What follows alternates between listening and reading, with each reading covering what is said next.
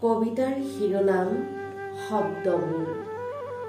কবি ভৱেন বৰুৱা।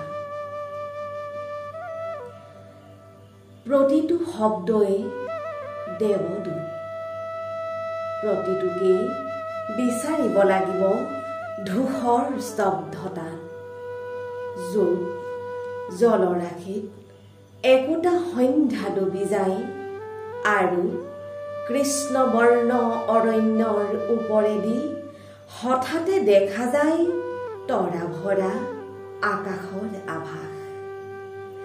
পাখি মেলি উৰি যায় ৰাতিৰ চৰাই, প্ৰতিটোৰে স্বকীয় মহিমা, প্ৰতিটোৰে গোপন উদ্দেশ্য।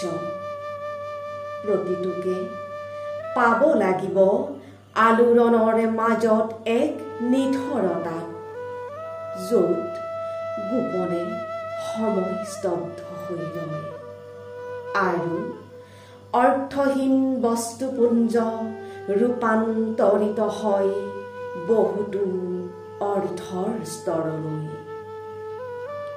প্ৰতিটোৰে নিৰ্ধাৰিত স্থান নক্ষত্ৰবোৰৰ দৰে এখন আকাশত, আৰু প্ৰতিটো নীৰৱ দ্ৰষ্টা যেন বহুতো জোৱাৰ ভাটাৰ লানি লানি ঢৌবোৰৰ।